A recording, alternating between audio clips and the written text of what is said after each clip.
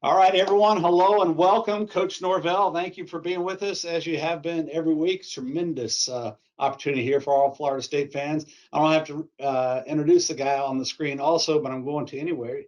Derrick Brooks is with us, All-American, All-Pro, College Football Hall of Famer, NFL Hall of Famer. Walter Jones is also going to join us. We're having a few technical issues with that right now. That's why we're getting started a little later, but we're going to get that straightened out, and he'll drop in here in a few minutes. But thanks for joining us, boosters and FSU fans. And Friday is it's not really it's when you're due to renew your season tickets, and we're hoping everybody will be a part of that. We know everyone's got challenges right now. That's why we're talking via video, but we hope to take the opportunity to renew your season tickets and become part of our program. We can't get there without you. And Coach, as we do every week, just want to know what the team's up to, how you're feeling about the team. And we're starting to get a little bit of a window opening with the idea of maybe getting a chance to get them back.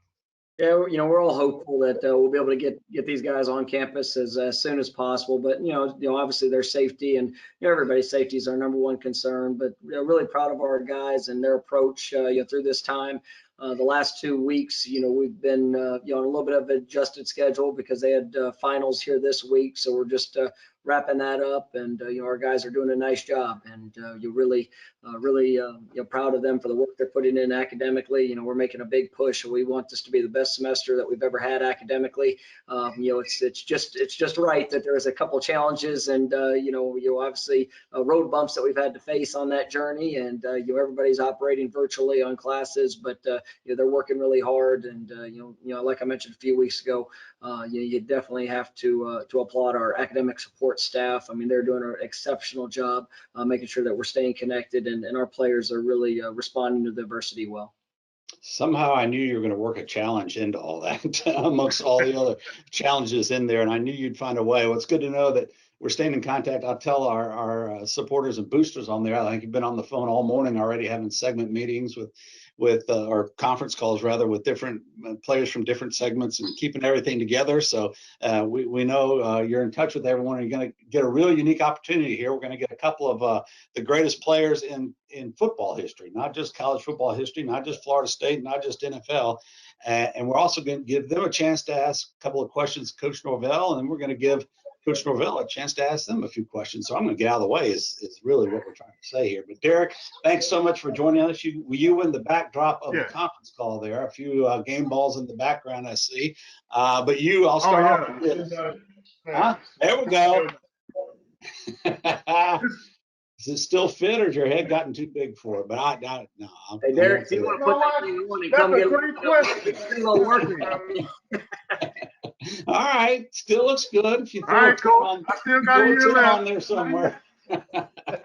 All right, so I'll remind everybody, not that anybody's forgotten, but you came out of high school. This is right when USA Today was at its peak, really, in terms of high school coverage. They named you the USA Today Defensive Player of the Year for the entire country, coming out of Pensacola, and chose Florida State. Obviously, win a national championship at Florida State here. You're an All-American here. You got your jersey retired here, and you made the College Football Hall of Fame. Go on to Tampa Bay, of course, and have as fine a career as any linebacker's ever had in the history of the NFL. They've honored you there with your number also being retired there, and you were a first ballot NFL Hall of Famer and a Super Bowl winner. So you've done it all. You really have, and continue to do it all. And we're tremendous academically that way as well. But I'm going to really put you on the spot here. Can you give me your single favorite moment of your Florida State career and then of your Tampa Bay career? Oh, man. I will say my most memorable moment is probably not one to be celebrated. It was one of fear. I remember one of my earlier practices as a freshman, and Coach Andrews had brought me in as a safety, and obviously I wasn't used to playing safety and being that far away from the line of scrimmage. So my instincts always told me to come towards the ball when the ball snapped. So Mickey Andrews he probably had enough. Coach, this play where you run the tight end dig and you got the post over the top and cover 4, and the safety is responsible for the post. Well, they hit me on that play about 5 times in practice. And I just remember Coach Andrews, he runs out there and he's screaming, and he tells me, he said, hey, he said, the very next time you run up on a play action pass, you just keep going down Stadium Drive. He said, you make a right when you get to the top of that hill, and you make a right, you run all the way down to that Greyhound bus station. He said, you go in there and you tell them, charge Mickey Andrews' credit card. You got a one-way ticket to Pensacola, Florida. He said, and I will FedEx your belongings to you tomorrow. He said, since you want to run up, you run all the way back to Pensacola. Man, I was so hurt, Rob. So, I get through practice and I can't believe that he said this to me. So I called my mom. I said, Mom, you had a bad day. And she said, what happened? I said, you know that Coach Andrews, he said all this stuff in this living room. He told me if I got beat on a play, I know I can't, but I'm having problems. He told me to go to the bus station and get a one-way ticket to Pensacola, and he'll FedEx my stuff home. I said, I can't believe it. He said, well, you know what, son? Don't get beat on a play action pass. So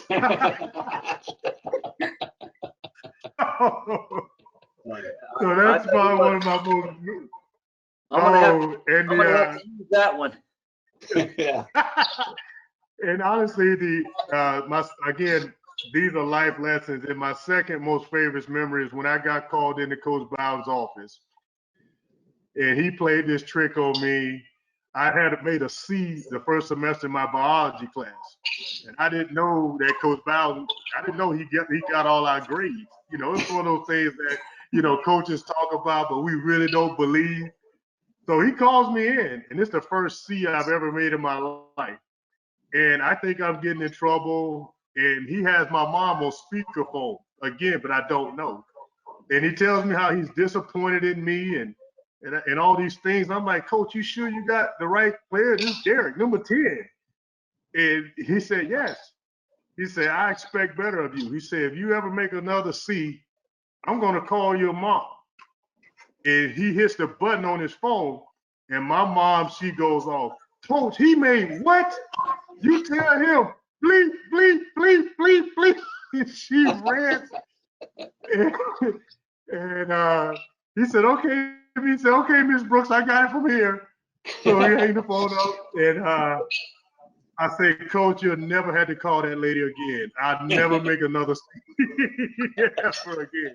So needless to say, Coach Norvell, my freshman year probably gave me some of the best memories of my life. And again, the football stuff took care of itself, winning the national championship. And Rob, you were in that locker room in Miami and seeing Coach Bowden's face and Miss Ann hugging him in that locker room, and he telling us thank you, for getting this bear off his back.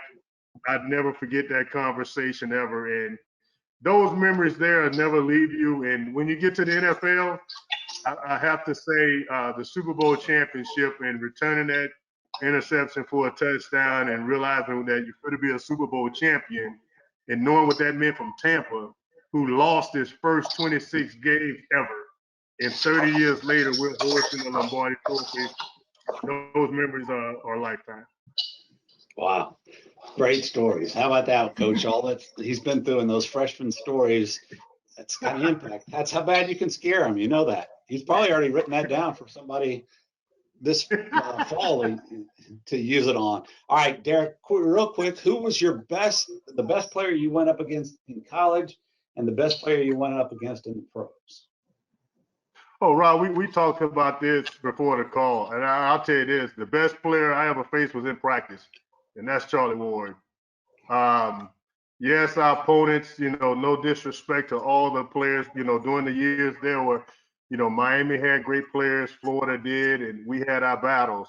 But I could genuinely tell you that as an individual and seeing him on a daily basis, how we challenged each other in practice, I would say just a combination of the players we had in practice. Those were our best. Those were our best opponents because they prepared us for the guys we had to play on Sunday. I mean, it doesn't get any better than going against Charlie Ward in practice. Now, Coach Bowden wasn't going to let us touch him. And that was the only rule. You can get near him, but you better not touch him. And then, likes of William Floyd, Warwick Dunn, Sean Jack, you just go through that backfield in the receiving core, at any moment. So I faced our toughest challenges, particularly in college, honestly came from practice. And that's where, I think we're on the way back to that. When the guys start to feel that's their toughest competition. And in terms of the toughest player in the NFL was Marshall Faulk. Marshall Faulk's skill set, in terms of my position at linebacker, I had to be on my toes from the cerebral part to the physical to the checks. Marshall Faulk, it was always fun going against him because I knew I had to bring every aspect of my game playing Marshall Faulk. Wow, that's tremendous. All right, what are you up to? Update everybody with what you're up to these days.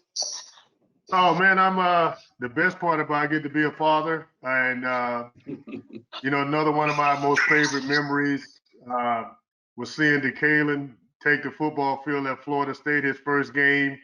Everyone knows my son went to college, coming off a serious knee injury out of high school, and to see him his whole redshirt freshman year, man, battle back, a lot of lonely days. Couldn't compete, but when I had a chance to see him, don that garden and gold and take the field for his first game, that's, to be honest with you, that memory there probably supersedes all of my own personal, memories, just to see him live his college dream out. And that's what I enjoy today, being, a parent to my kids, and hopefully my daughter, she continues to pursue a softball career. We'll see if she'll end up in Tallahassee as well. But my day-to-day job, is an executive vice president for Vinnick Sports Group, and I work for Jeff Vinnick, who's the owner of our Tampa Bay Lightning here in town, and all his sports properties, one executive teams that get to execute our NHL strategies in the Bay Area. And my second job, sometimes it's fun, sometimes it's not, as an appeals officer for the NFL. So when guys get fired on the field, I'm the guy that they plead their case to. And I do the best I can because I am a player first, but sometimes it's a little bit hard. But both of those jobs are very rewarding to me. But obviously, being a parent is honestly the best opportunity I can for any individual. Coach, how about you? You got a question for Derrick? Absolutely. Derrick, once again, thank you so much for coming on and being with us today. And, you have such a tremendous story of what you've done, on the field, but, even that much more, just the man you are off the field. And I guess my question is, what were the experiences as a Seminole that helped prepare you for the next level and really life after football? What were those experiences like, being a part of this program? Well, thank you, Coach, for asking me that. And, I'll share with all our Seminole supporters, that was probably 95% of the conversation that Coach Norvell and I had, when we were in Texas at the bowl game. We probably talked 5% football, and it was, 95% about, the character of a man and how you build those traits through the game of football to prepare you for life after the football. And I would honestly say I learned how to be mentally tough. And I don't know no other way than being a part of a team, and particularly football, would have prepared me to be a mentally tough individual. Coming under the tutelage of Coach Bowden, who always preached faith, family, football in that order, allowed me to set the ground rules for me as a man in terms of the important things in life. It's faith-based. Next is perseverance. It's some long days out there on those three fields, and you got to persevere through. But the way that the coaches was able to fast forward that, they created areas of strength, and they talked to us about it. Hey, we're going to push you today. We know you think you're giving us your best, but we're going to ask for this much more, because in life you're going to be on some strenuous situation. You're going to have to strain through some situations, through relationships, and we want to, show you how what you're going through is going to prepare you for that. So yes, they manufactured some situations that were unbelievable in terms of what we were able to accomplish. But when I look 25 years later, I can appreciate that because that allows me today to push through situations such as this pandemic that we're dealing with that others may not be, and I could be a leader in those situations to help others. So I think those three characteristics in terms of mental toughness, perseverance, and really strain to gain is the way that I put it, or things that I use on a daily basis. And the last one I would say attitude. And this is one that I've talked to our current team about. Guys, you can control your attitude. And I always ask them this question. I say, if attitudes are contagious, is your attitude worth catching? And if your attitude is not worth catching, you have the wrong attitude. So those are things that I believe set a foundation for me at FSU that I've carried on through my life and continue to be a part of who I am today. To me, that sounds like mat drills. Let me just tell you. All right, Derrick, hang on. We're going to get to that your was the long-winded version of the definition of mat drill. Derrick, hang on. We'll get to your questions for Coach Norvell in just a moment. I think we've got Walter Jones on the line. I think we're having trouble with video. Walter, can you hear me? I can hear you pretty good. All right, I can hear Walter out there. So thank you so much. I'll remind our fans again, Derrick's on here. Coach Norvell's waiting for you. All our Florida State fans are out there. And thank you so much for joining us. Walter, as you know, was a All-American in 1996 for Florida State, redshirted in 95. We only really had him for a year. And then he went pro, which I think was a pretty good decision for him. He has been called by almost all the experts as the best left tackle in the history of the NFL. And those aren't my words. Those are NFL experts' words. So he's in the NFL Hall of Fame, as you know. And I'm going to roll you back a little bit, Walter, and ask you what your fondest memory is of your career at Florida State. I think just being there, I think coming from a JUCO and coming there and playing, I thought, coming from high school, you're the big man on campus. Most of the time, you're bigger than everybody. Then once I got to Florida State, now you're playing against guys in your caliber. So for me to be able to go against those guys every day, that was pretty amazing for me. That kind of showed me that I could play this game at a very high level. So once I got a chance to be on the field with those guys, it was pretty cool to be there. A lot of times people say I was there for a short time. I was there for 2 years. I redshirted my first year, so I was practicing with those guys every day, but I just wasn't getting on the field. And then the next year I got a chance to play, and everything else happened after that. Yeah, we're the only people that would redshirt the greatest tackle in the history of NFL football. No, I'm just kidding you, but all right, you may not have been on here when I great news guy on that team, though, that I could come there and redshirt and learn how to play football. So for me personally, I didn't start playing until I was a freshman in high school. So for me, when I went to JUCO, that was like, I tell people all the time, JUCO was for me because it gave me an opportunity to continue to learn to play football.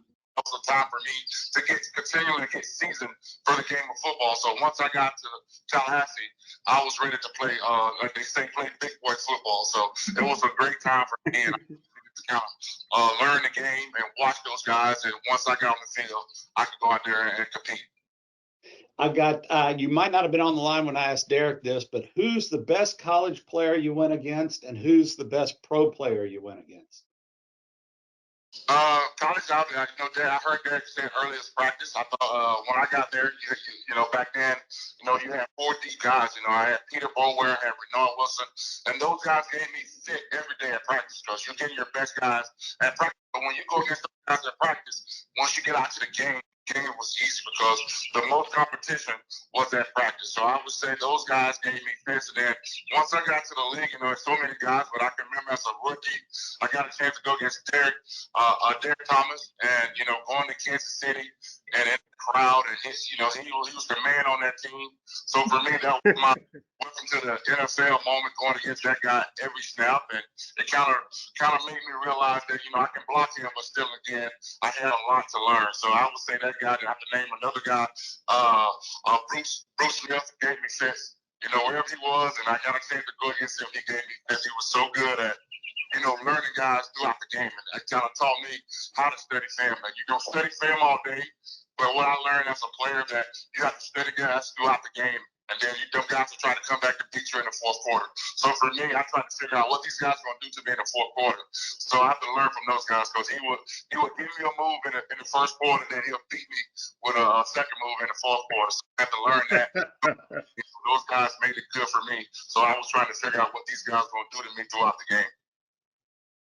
Walter, do you remember your emotions that first time? Maybe it's the year you played probably was even more important than your redshirt year, but the first time you got out there for a big game at Doak Campbell and you were sitting in there behind Osceola Renegade ready to take the field, do you remember what that felt like?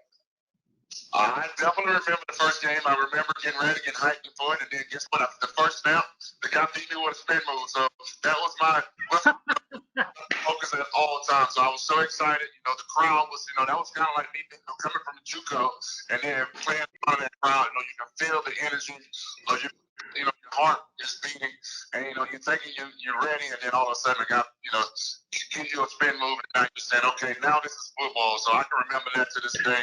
Going out there, but still, again, we had a great team that year, and I was able to be a part of that. The thing that I always remember about, like with Derrick was the guy that set the standard. That's kind of me, that when I came on a visit, then you have these highlights.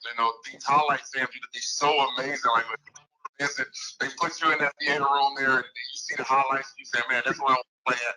So I have to take my hat off to Derrick because Derrick set the standard.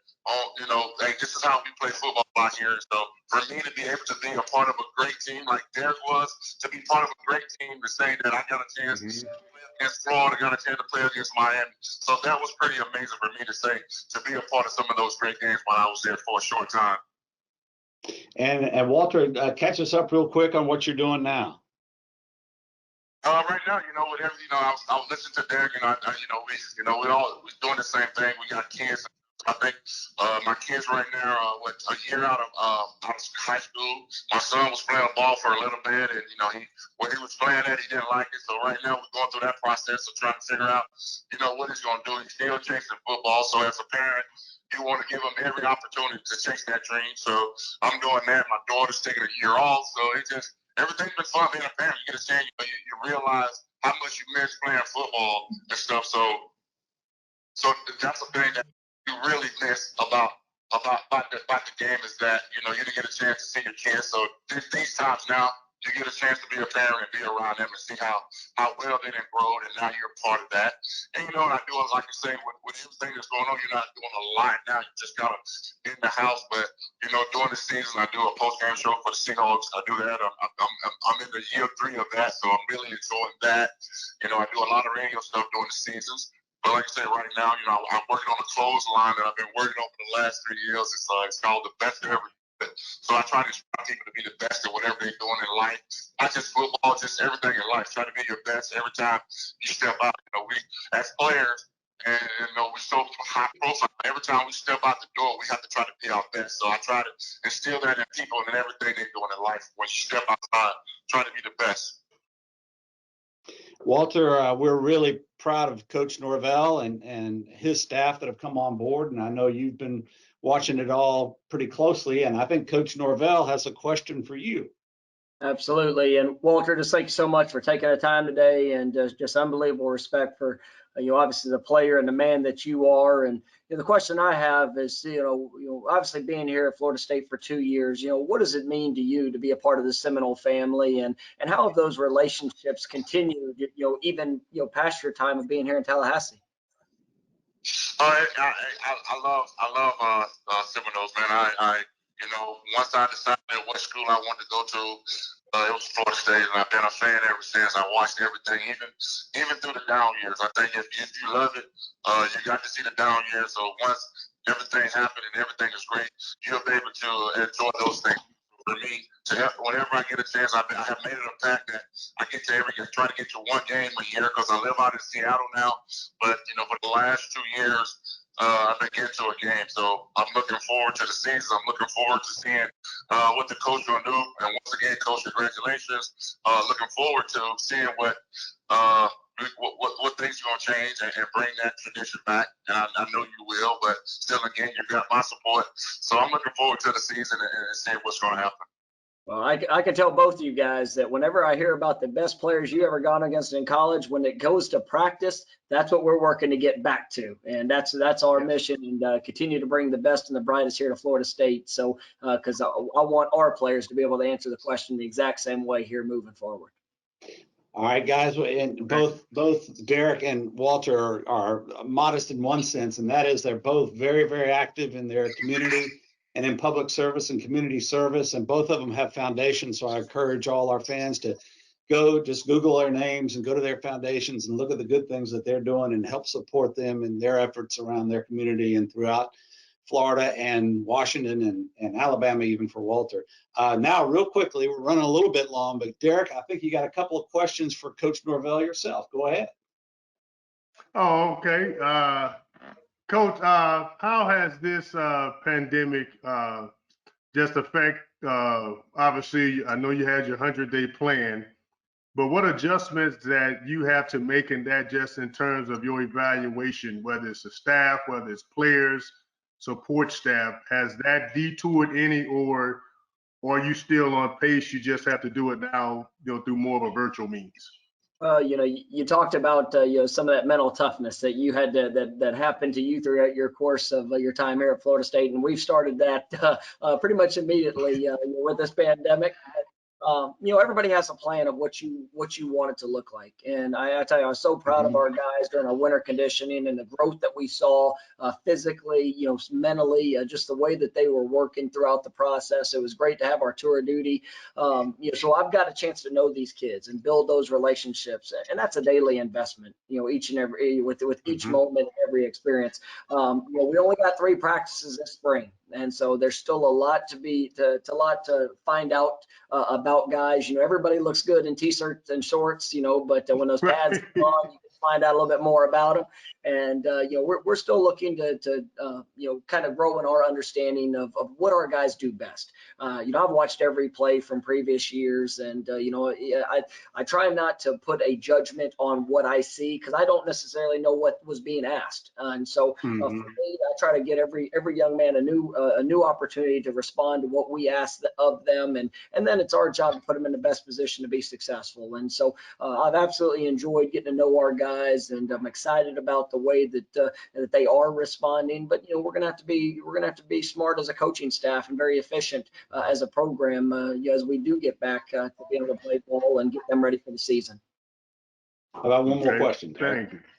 You got one more question for me? Oh, but yes, I can ask Coach questions here all day.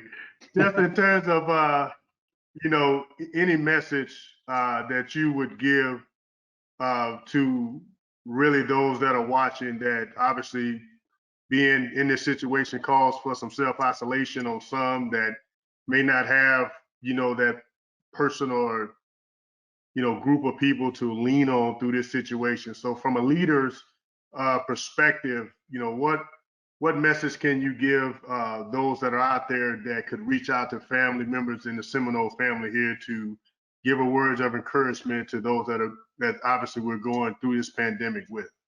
Oh, I mean, absolutely. And, I think when obviously as a country, we're seeing, a situation that we've never seen before. And this is it's causing for great measures from each person and each community. And, I think the importance of everybody's responsibility. You can make such an incredible impact on somebody else just by an encouraging word or encouraging note. This has really kind of forced everybody to slow down and to be at home and to really cherish the time with loved ones, and then just to understand the importance of the relationship.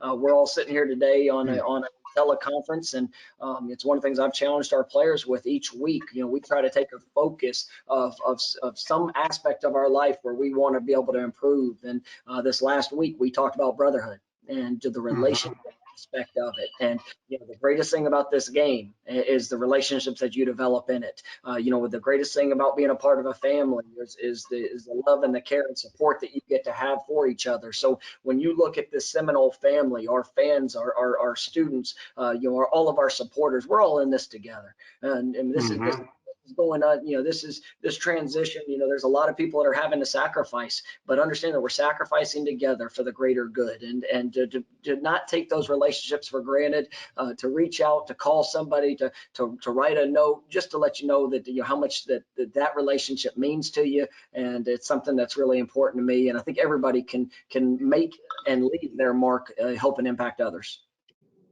All right, Walter. Thank you, Coach. I appreciate that. Excuse me, Derrick. Walter, I think you're still with us. Have you got a question for Coach Norvell? Oh, yes. Hey, Coach, what did it feel like when you was awarded a job at FSU? Oh, it was one of the greatest moments of my life, and I'll tell you that the emotions of just hearing those words come out of President Thrasher's out of his mouth, and the opportunity to come not only just to the great institution and the program, but also understanding what I represent, what I have the opportunity to be a part of. And I've watched this program for my entire life. And I'll tell you, I've got a chance to watch, cheer for, and celebrate y'all's career for what you did here before me. But I understand that every day that I come to work, I represent a program that stands for something. Florida State football is sustained success better than any program in college football history. I was 14 straight years of top 4 finishes in college football, and that didn't come just because of the X's and O's. It came because of the leadership of the men of Coach Bowden, Coach Andrews, the incredible coaching staff, and then the leadership on that team. Because it wasn't just what was happening between the white lines. It was what was happening outside the white lines, building men that were going to make an impact. And so when I got the opportunity to come and be a part of this program, that is 100% what I believe this game of football is all about. And to know that I get to be able to sit in that chair and to help guide and direct this program back to where this program deserves to be. I mean, it's humbling. I'm tremendously honored, and I'm so excited about our future together, because this logo, it means something. This program means something, and we represent something so much more than just.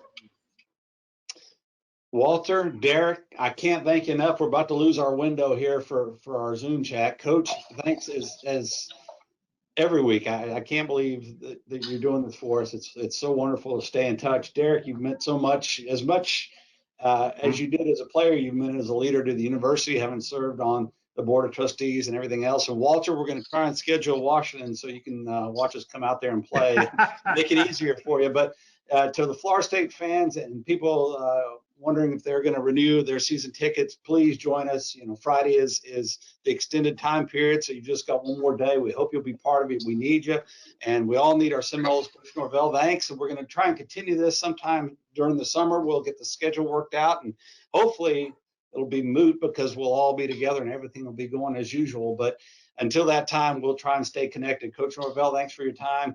All-American, NFL Hall of Famer, retired number Derrick Brooks. Walter, thank you so much out there in Washington, and good luck with your son. And come back and see us as often as you can. And we'll see you next time we're on our chat. Guys, thank you so much for being on here, and go Noles. Thank you. Go Noles.